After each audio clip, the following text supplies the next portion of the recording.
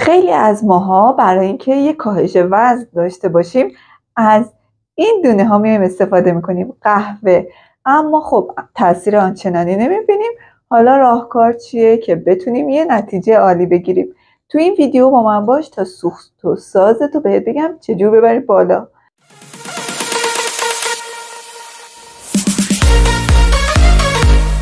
سلام به همه همراهان جذاب فیت استایلی. یه چیزی که مدت هاست خیلی رو بورسه و رو زبون هاست لاغری با قهوه است. خیلی ها سوال میکنن، توی پیج ها و کانال های مختلف آموزش های مختلفی دیدن، دنبال کردن، مثل اینکه اگه قهوه رو صبح ناشتا استفاده کنی لاغر میشی. اما با این کار معدهشون دچار مشکل شده و رفلاکس معده گرفتن. خب این یه اشتباهه. اصلا نیاز نیست شما بیاید قهوه رو صبح ناشتا استفاده کنید که دچار مشکلات گوارشی هم بشید. پس خیلی مهمه شما قهوه رو چجور استفاده کنید، کی استفاده کنید و چه نوع قهوه‌ای رو استفاده کنید. درسته دونه های قهوه باعث تقویت حافظه کوتاه مدت میشه، تمرکز رو بالا میبره. کافئینی که داره باعث بالا رفتن انرژی تو بدن تو طول روز میشه. اما خب من تو این ویدیو میخوام درباره لاغری صحبت کنم باهات. قهوه هم باعث کاهش اشتها میشه، هم سوخت و ساز رو بالا میبره. اما خیلی ها این سوالو دارن که چجوری باید استفاده کنن. این اشتباهات رو هیچ وقت نکن. برای قهوه بسته‌بندی شده رو استفاده نکن که حاوی شکره که خودش چاق کننده است. یا حتی وقتی قهوه رو درست میکنی روزی 4-5 کاپ نه استفاده کنه بخور. این خودش کلی عوارض داره تو طولانی مدت.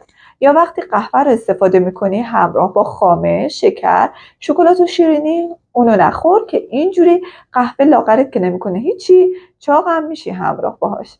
ترکیبی که باعث بالا رفتن سوخت و ساز، کم شدن اشتها و بالا بردن متابولیسم و حتی درمان سردردهای میگرنی هست، ترکیبی هست ایناست که بهت میگم. 1 کاپ قهوه لیمو ترش به اضافه 1 شیرین کننده که بهت میگم که باید چجور درستش کنی. وقتی میخوای قهوه رو استفاده کنی لیمو ترش رو نصف کن، نصفش رو آبش رو بگیر تو قهوه بریز. اگه میتونی قهوه تو همین جوری بدون شیرین کننده بخوری خیلی عالیه و بهتره. اما اگه نمیتونی، از طعمش خوشت نمیاد، این شیرین کننده رو که بهت میگم ازش استفاده کن. شکر و کیک و شکلات هیچ وقت با این قهوه استفاده نکن. بخوای مزه قهوه رو بهتر کنی چون تأثیری روت نداره. برای شیرین کننده 1 به 2 استفاده کن. 2 واحد آب، 1 واحد شکر. اینا رو ترکیب کن، روی حرارت مستقیم بذار نیم ساعت بجوشه و سرد بشه. اون نصفه باقی مونده لیمو ترشی که داشتی رو بهش اضافه کن و تو یخچال بذار. وقتی خواستی قهوه تو استفاده کنی از این شیرین کننده بهش بزن، اضافه کن. حالا تو هم از من حمایت کن، این لایک رو برام بکوب.